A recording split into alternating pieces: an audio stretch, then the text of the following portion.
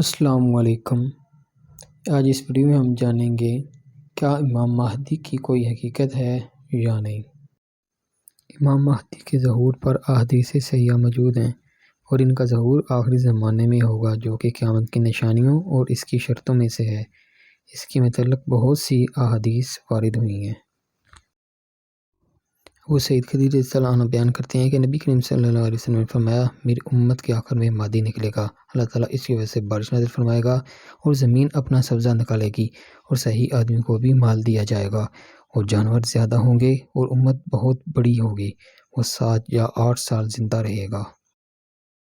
ابو سعید خدری رضی اللہ عنہ بیان کرتے ہیں کہ نبی کریم صلی اللہ علیہ وآلہ وسلم نے فرمایا، مہدی مجھ سے ہوگا اور اس کی پیشانی چوڑی ہوگی،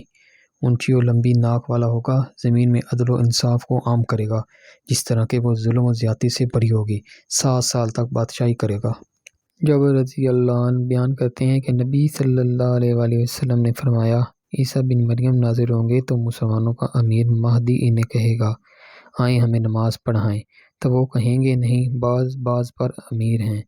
یہ اللہ تعالیٰ کی اس امت کی عزت و تکریم ہے۔ صحیح مسلم۔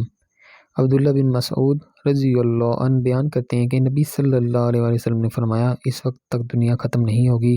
جب تک کہ میرے اہل بیت سے اور میرا ہم نام شخص عرب پر حکمرانی نہیں کرے گا،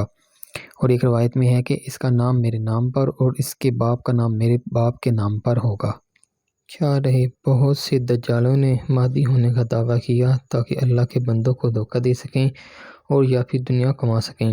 اور اسلام کی اصل شکل و صورت بگاڑ کر پیش کریں، اور اسی طرح بہت سی تحریکیں اور انقلاب بھی اٹھے اور بعض غافل اور جاہل قسم کے لوگ ان کے ساتھ ملے،